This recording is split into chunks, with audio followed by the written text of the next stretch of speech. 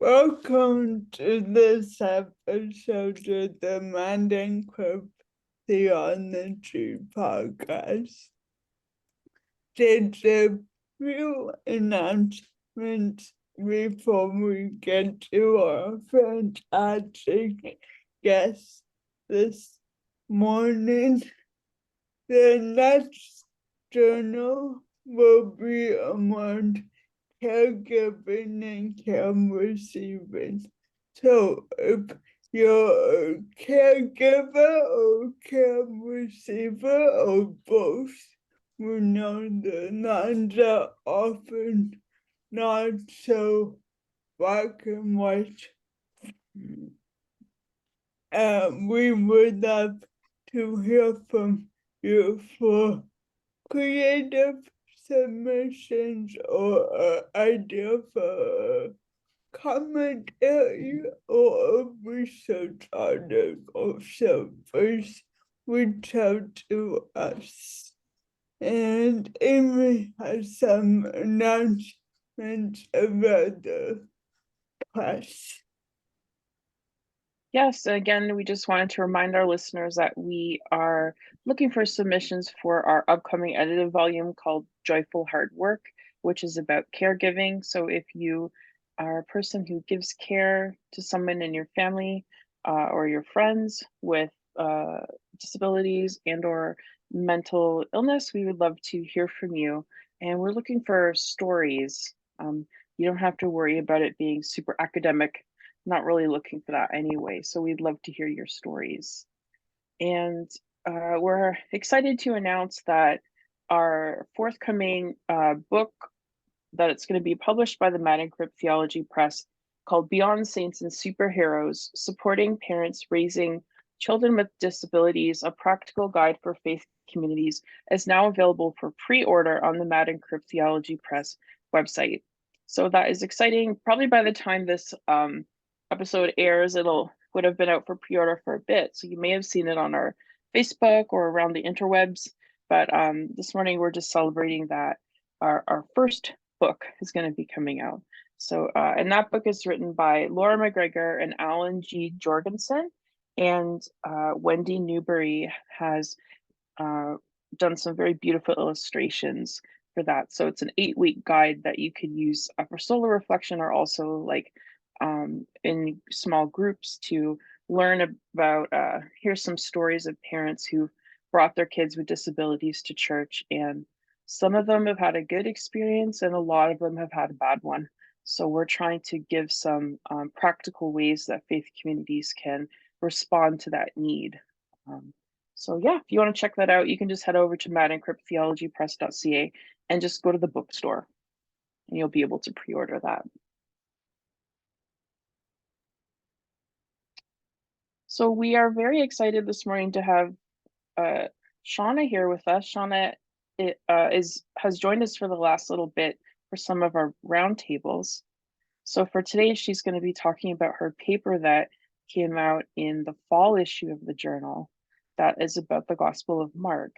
So welcome, Shauna. Would you mind introducing yourself for our listeners?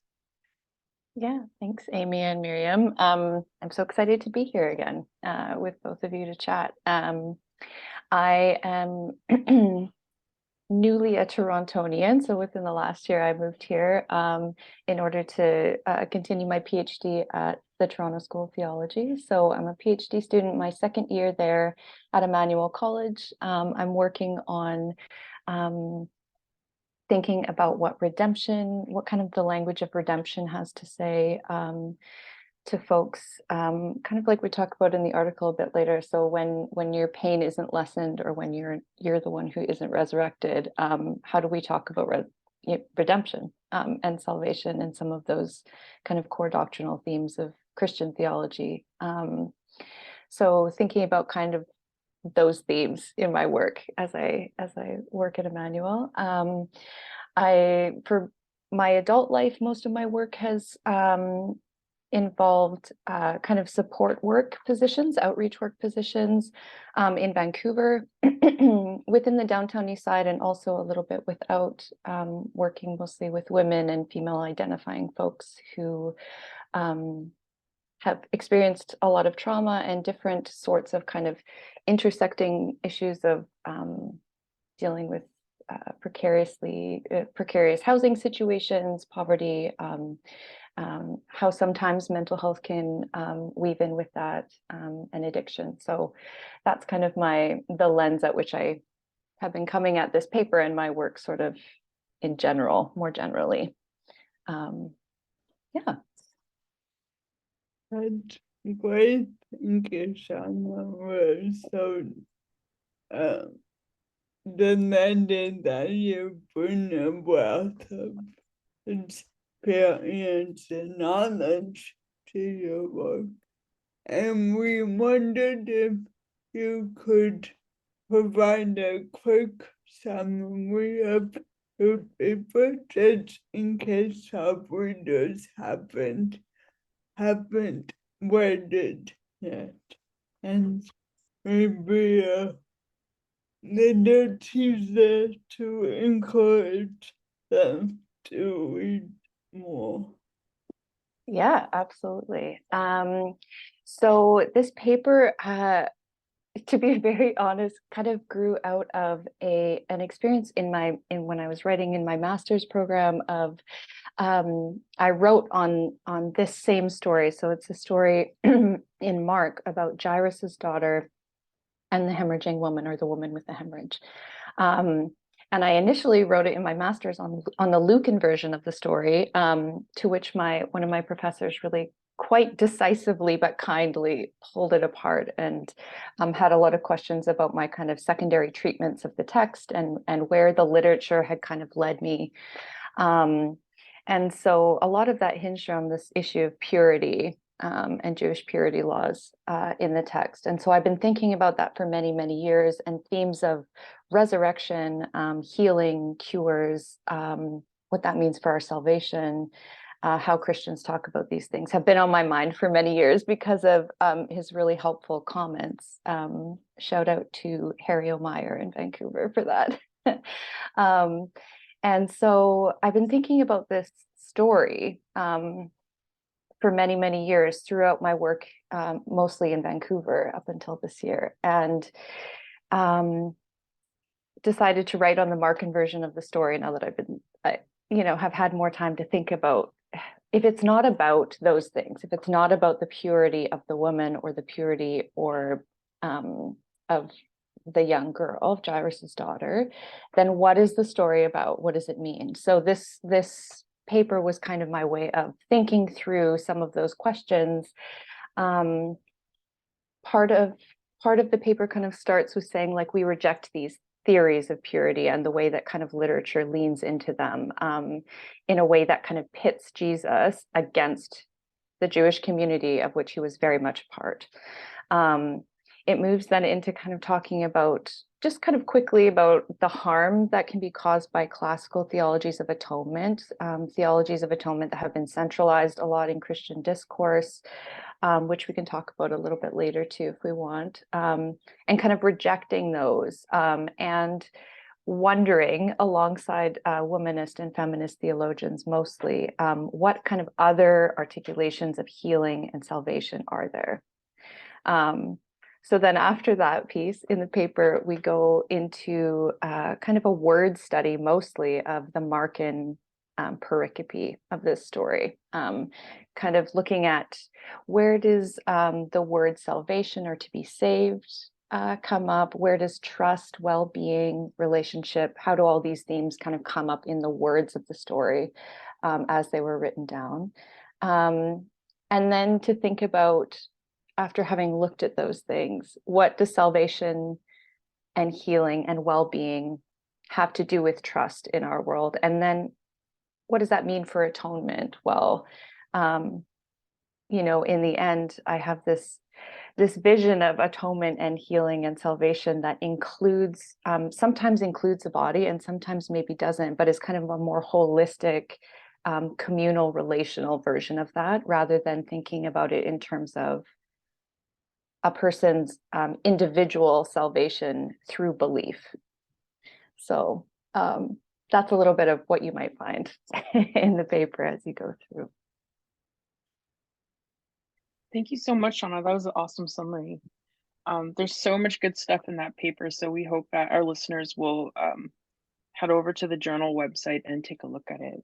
And so we have a couple of questions that we wanted to ask you, just like to pull forward some of the themes that we found interesting in the paper. The first question that we wanted to ask you was, what do you mean when you say you reject atonement theories that understand suffering to be salvific? So what does this mean to you? Starting off with a big one. I like it. So this is a question that I've had for so many years. And again, I think a lot of theology is our attempts to kind of answer these big questions for ourselves. I know for myself as a kind of baby scholar and someone who's interested in academia and study in these ways, excuse me, that atonement theologies have always been a huge question mark for me, particularly for the ways that they kind of strangely, or maybe ironically, both glorify suffering and dismiss it at the same time. So there's a couple different kind of classical theologies of the atonement, which I don't need to get into unless you two are interested, but there's kind of the satisfaction model, which says that God exacts retribution on an innocent person, Jesus. And that was kind of Anselm's, kind of the father of that. And then there's the moral exemplar, which is more in Abelard kind of started that one off and talked about it, which is that God chooses suffering as an act of love for creation. And then the Christus Victor, in which God kind of is the victorious hero who dies to defeat sin and suffering and devil. But in all three of them, of these classical theologies, suffering is necessary before salvation or well-being occurs. And in a sense, so it glorifies it in that way, right? Like we need to do this. This is a godly thing to get to the salvation or the healing that God wants for the world. We have to suffer, or God has to suffer in some way. So the glorification or deification of it. And then in another way, it kind of, it dismisses it in the way that these theories ask us to be kind of passive about our suffering. So if they're necessary, then let's not fight against them in particular ways. So that I find particularly a difficult pill to swallow, so to speak, that, yeah, where is our action then? So what is the way that we interact with God and we interact with the world and each other if our suffering is given meaning in that particular way? Not that it can't be given meaning in any way, but in that particular way, I find it quite upsetting, I guess, and problematic for sure. Yeah, and I think growing up, I was definitely taught the Christus Victor, kind of like victorious Jesus, reigning and the emperor and all this like powerful stuff. That was definitely the kind of atonement that I was taught growing up, and yeah, I appreciate you bringing this stuff forward in the paper. So maybe Miriam, would you like to ask the next question? And I'll take a second to formulate my question around that I was going to ask you, Shauna. Sorry, having a No, that's brain fart. okay. Yeah. So our next question is around suffering. Sorry, that was random. Aw. Okay. Sit down.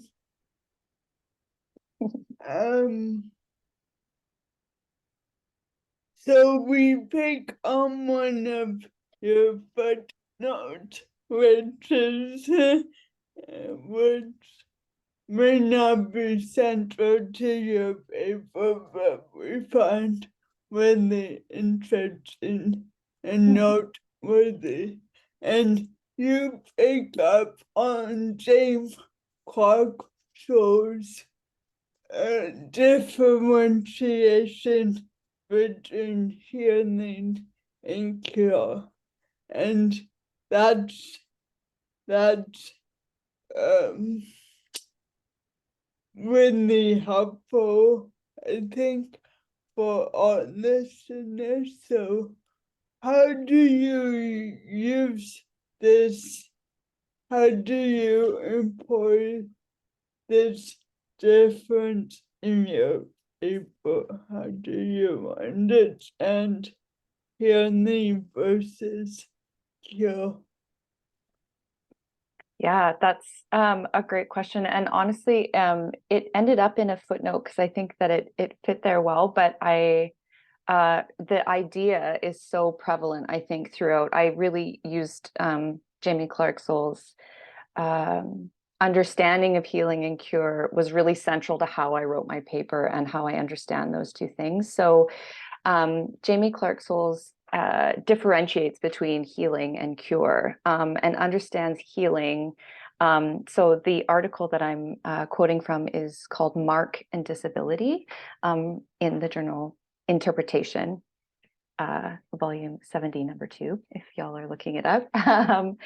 But it differentiates between and says that healing really is understood in this article as the elimination, not the elimination of an impairment, which is a quote from the article, at the individual level, but to one's experience of integration and reconciliation to self, to God, and community. So for Jamie Clark-Soule's, cure is more on an individual, more physical level, or physiological level, and healing includes that, but is much broader than that and much more expansive than that. Healing may or may not involve a cure, but is bigger in the sense of it's a kind of, in their words, communally based liberation. That can include a bodily cure sometimes. So that's, I loved that, and I took it and ran with it as kind of a framework for how I understood healing and well-being and salvation, which in Mark, I think kind of can be used interchangeably in some ways. So, and use that throughout the paper.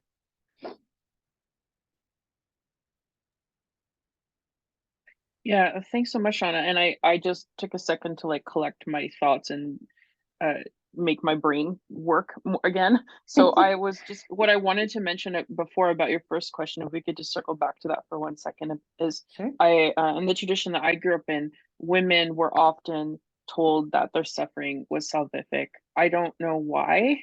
I think like I was thinking like particularly women who have been experienced domestic violence, and other things are told that, at least when I was growing up, we're told that you should stay with your partner because God's doing something important in your relationship, and so you need to stay and kind of like endure all this like horrible stuff.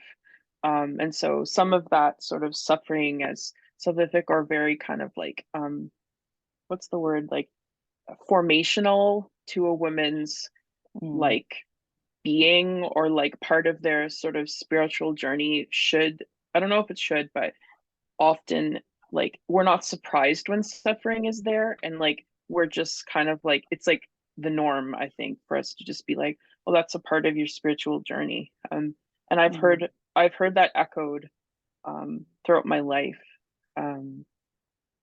So yeah, does that make sense? Yeah, that makes a lot of sense. I've Yeah. experienced some of those kind of comments as well, or even implied theologies kind of coming at me as someone, as a woman and a girl who had grown up in the church, and now a woman who's kind of in the church as well. And I think I wonder how closely it is connected to the idea in some faith communities, right, that women are meant to be more passive. And so part of that means that like it's this glorification and passivity piece again. So we're glorifying the suffering. This is part of your God's will in your life, and it will be made into something beautiful. We're glorifying this experience of someone, this really really difficult experience, and traumatic sometimes. And then at the same time, on top of that, we're saying to women in the church often that we're meant to be a bit quieter, a bit more demure. We're sitting instead of standing, these kinds of things. And so I think it just feeds into these sorts of atonement theologies, or the ways that we, in the language we use to speak about them, I think is really, really important. And so the ways they've been articulated in the past kind of reinforce these same ideas. And it can be used as a tool, and it is used as a tool of oppression to keep, the submissive, because this is God's will for your life. And yeah, I'll maybe just leave it there. I could talk about this for the whole time, but I think particularly atonement theologies have that kind of bend in their in the way that we talk about them. And so often, I think it's why it's so interesting to read feminist and womanist theologians on this topic, particularly because it brings a new language to it, a different language, maybe not a new language. These ideas that we view as alternate are not. They've been there for a very, very long time and have existed for many, many centuries, and haven't just been centralized. So it's really, I would encourage readers, if you're interested, to absolutely dig into atonement theologies written by feminist and womanist theologians particularly. There's some really interesting things out there. Well, thank you so much, Shauna. So we're going to go forward to the next question now. Can you tell us about how you see salvation as being both healing of the woman with the issue of blood's body and her restoration into community? So we touched on this a little bit earlier, this idea of like, cure may not necessarily mean healing of the body, but you're really attracted to this idea of like the woman being restored into community as like a part of her journey of salvation. So would you be able to talk to us a little bit more about that? Yeah, absolutely. I think this story is really interesting on so many different levels. And I think when we take the question of like ritual purity off the table, we can see some kind of interesting things emerge in the story. So one of the things in her connection to community and her trust of Jesus, kind of like their interaction together mostly, is really interesting to me. So she's restored to community in the sense that Jesus calls her daughter, and she's included in this family. So I don't mean she's re-included in community in the sense that a lot of the literature follows, which says that she was cast out of her community and now she's reintegrated, but rather putting that aside and kind of rejecting those interpretations, she is still restored in some way to relationship and community through her trust and her active, or she and Jesus together kind of interacting with each other. So I think her healing, you could read the story as a curative story, right? Her body is cured in an individual sense. And I think it's as spiritual as it is bodily. So in Mark, the word for saved or made well, sozo, so saved is used in many different instances. So it can mean saved in kind of a spiritual sense, and it can be made healing or salvation in a more bodily or material sense. So I was really interested in looking at the story as like a healing story in a holistic way, which includes her cure, if we want to get specific and ask the question, like, did that actually happen to her body? Which I don't know is as important to figure out necessarily, but yeah, that there are many ways of being afflicted in the Gospel of Mark, and there are many ways of being made well. And this verb sozo, to be saved, is used in all of those different circumstances in a variety of different ways. So I was interested in oh, well, for this woman then, many of those interpretations could come to bear on her story, because that same word exists here for her.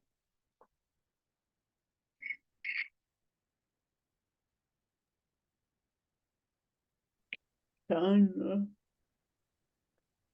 we're gonna turn to another healing story you mentioned in the paper, which is a Jersey demoniac. And he was healed, and after that, he was seen sitting by Jesus in his right mind. And we wondered, I know Amy has a lot of interest in this story, and we wondered what that meant to you in conversation with the feminist and womanist theologians you drew on. Yeah, that's such a great question. I think in the story of the Gerasene demoniac, which for the listeners, right, precedes the story of Jairus's daughter and the woman with the hemorrhage in Mark. So this kind of healing story almost sets things up for the next, for Jairus's daughter and the hemorrhaging woman. And the Gerasene demoniac is pictured first. I think the words are shackled and alone, sitting there shackled and alone.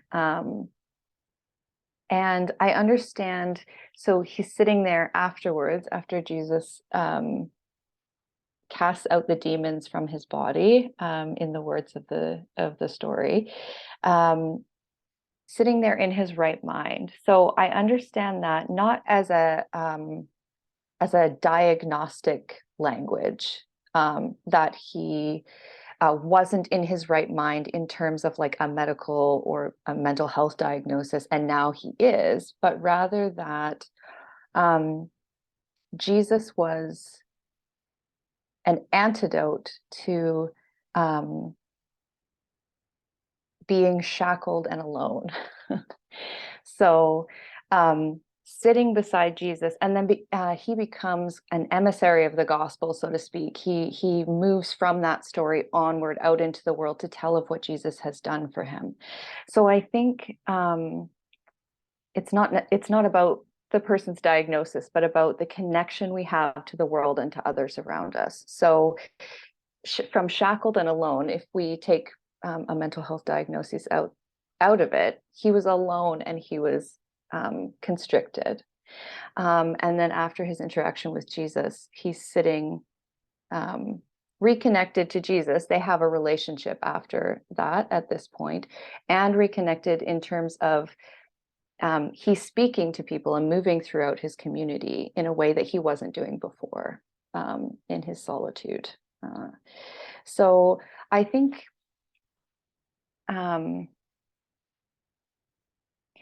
about some of the people that I know and love, some of my friends who use medication or don't use medication for their various mental health diagnoses. And for some, these, one in particular hears voices and hears spirits, and she understands these spirits to be very kind and beautiful. And when she takes her medication, she can't hear them anymore. And they add to her life. So I think oftentimes we think of a story of mental health as this like always a bad thing necessarily. I mean, we all have mental health, but we think of mental health diagnoses as a bad thing. But for her, it was this integrative moment. She could connect in a way to her own spirit, to God, to her community through the things that she was hearing and things that she was experiencing in the spirit world. And for others, they are shackled and alone, are tormented by the thoughts that they have. And so I think that it's important to see that both of these things, that both kind of exist, you know. And so for my friend who hears these beautiful voices and spirits and wants them around her, it's a connective piece, it's a relational piece, and she trusts them and they trust her and interact together. And I think the problem where, maybe not problem, where she runs into difficulties sometimes is that the way that society understands her diagnosis disconnects her. And so it's not the diagnosis itself or her experience of it even. She believes that it's this beautiful thing and experiences it as a beautiful thing. And I think that it is. But that how she is perceived is the thing that makes her shackled and alone, not the diagnosis itself. Anyways, I went on a little bit of a tangent there, but I think that for the Gerasene demoniac, it wasn't necessarily about the diagnosis. We can read the story without thinking about that in particular, but that Jesus redefines his life and his connections, and then his prognosis is, and his connections and his ability to connect to the world around him, to God and to others, to the world, is redefined by this interaction with Jesus. So I'll leave it there. I won't keep, but I could keep talking about that too. Yeah, thanks so much, Shauna. That's so helpful. I really love what you've added to the conversation around this this part of Mark, and we circle back to this chapter of Mark a lot just because I'm kind of obsessed with it, and I love hearing different people's ideas about it. And I was just thinking while you were talking, one book that I often recommend to my students that might help with thinking about like voice hearing for Christians not always being bad is a book called Christians Hearing Voices by Christopher Cook.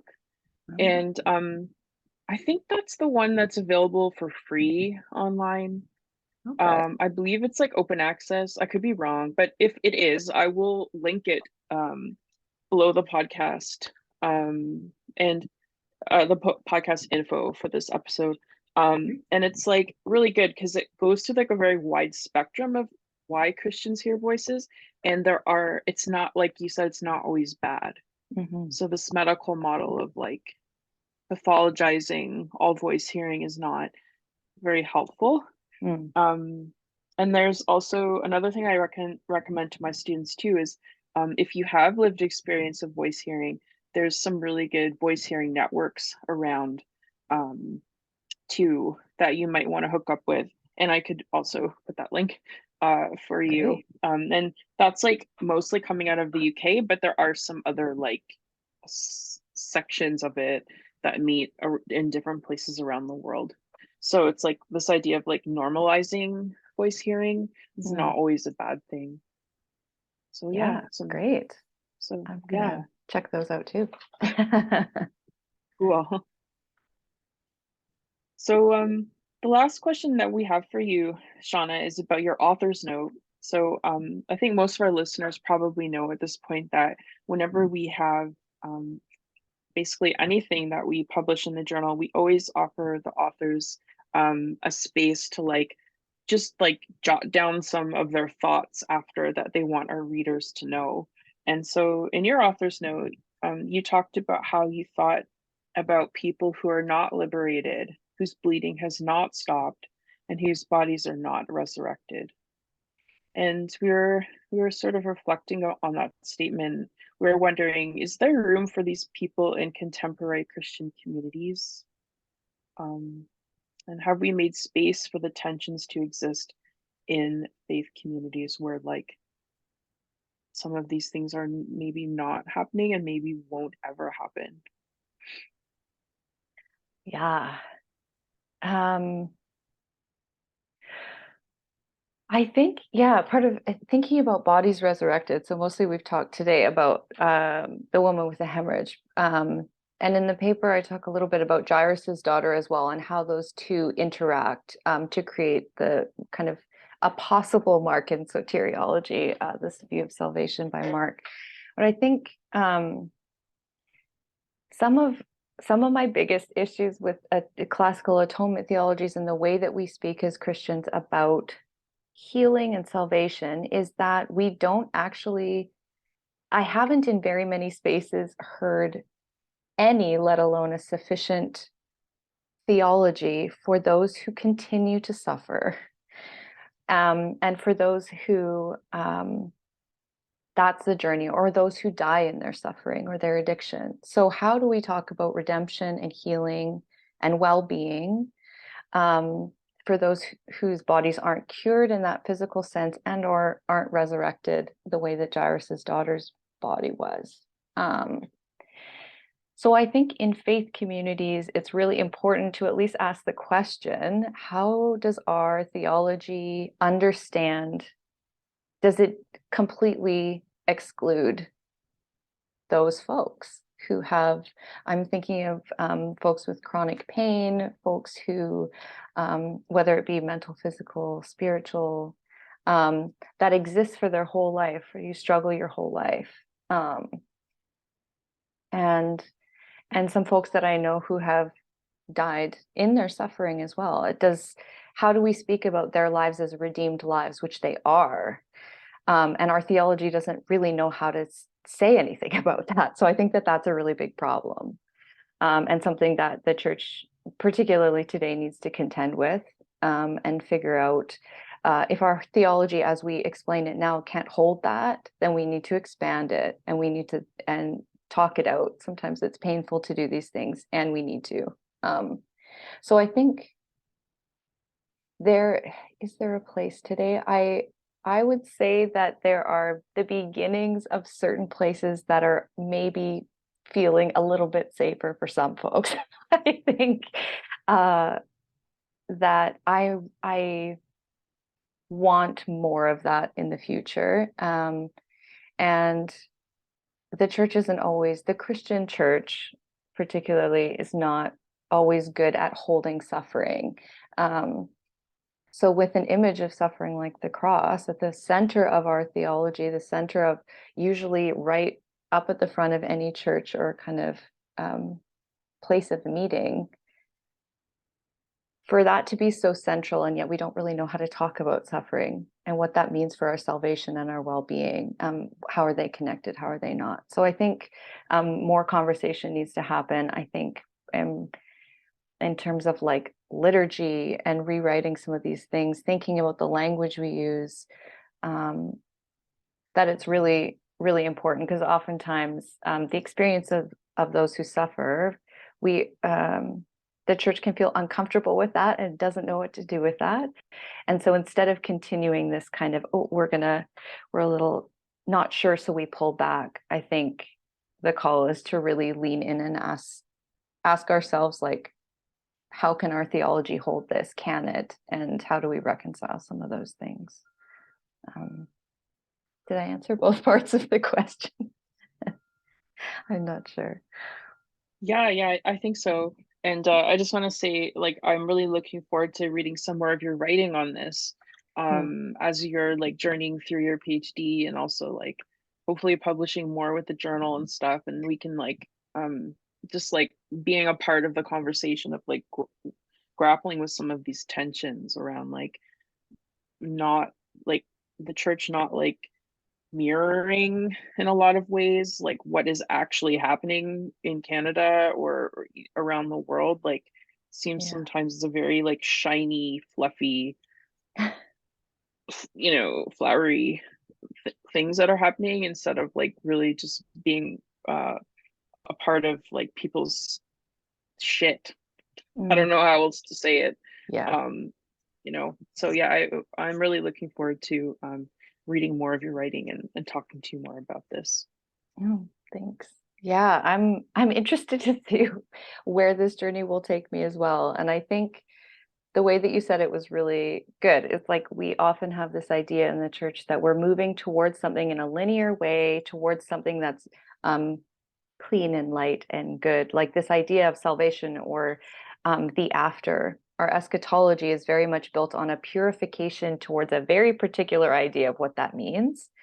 And I think atonement theology fits in all of that. We have this kind of linear view that takes us out of the material, which I think is so necessary to remember in these conversations. It's critical, and that's part of the reason that we haven't been able to speak about suffering in a way that is responsible, I think, in the church, because we've dismissed it in a lot of ways, the material. And so one of the things that I found really helpful is Shelley Rambo's work on Holy Saturday, as she draws on Spare and Balthazar's understanding, and says, like, the Spirit suffuses and bears witness or bears with the death of Holy Saturday. So in those moments of death, we exist there, and that in and of itself is a really holy thing. To be in the midst of someone's pain and suffering, in the midst of their death or our own. And God exists there in the death as well. There's another book that just came out at the end of August, I believe, called Bearing Witness. It's Intersectional Perspectives on Trauma Theology. It's an edited collection, edited by Karen O'Donnell and Katie Cross. And in there are a lot of stories of bearing witness to pain. How can the church on a global, communal, individual level pay attention to these conversations? So I would definitely suggest, if you're interested in those kinds of conversations, how might we start to articulate some of that? It's a really kind of easy way in, and each chapter kind of has its own something to say to the conversation. So just to lay that there as well. Can be helpful, that one. And following on that, I wonder, what is the importance of bearing witness to pain? And how might we be encouraged to do that in churches?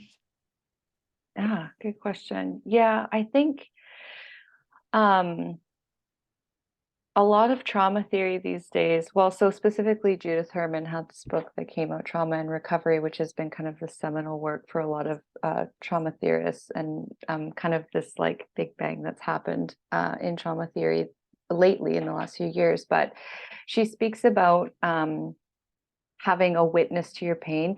So I think about it in terms of like, something happened, I don't know what even happened to me in some ways, and saying that out loud to someone and having them first listen to it, which is a skill all in its own.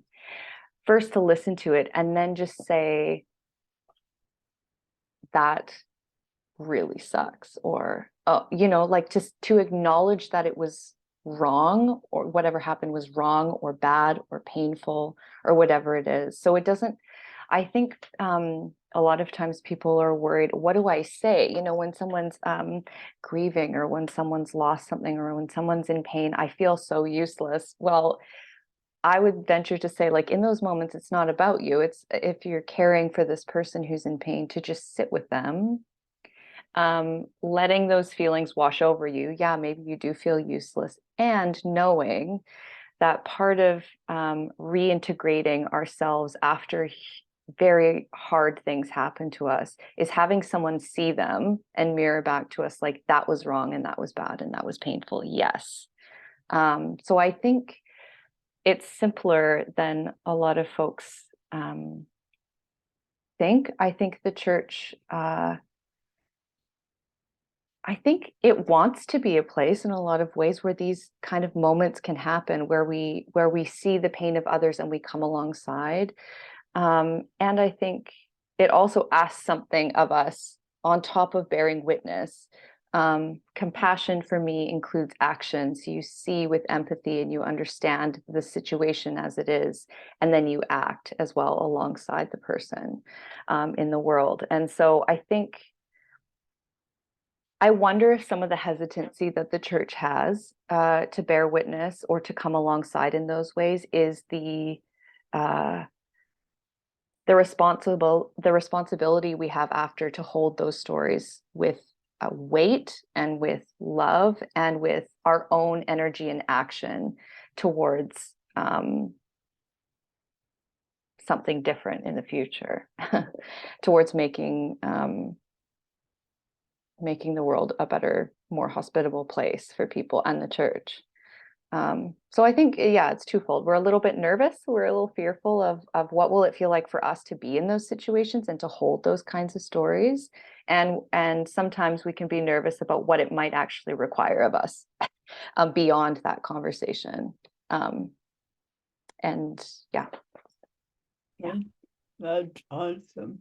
Thank you, Shauna.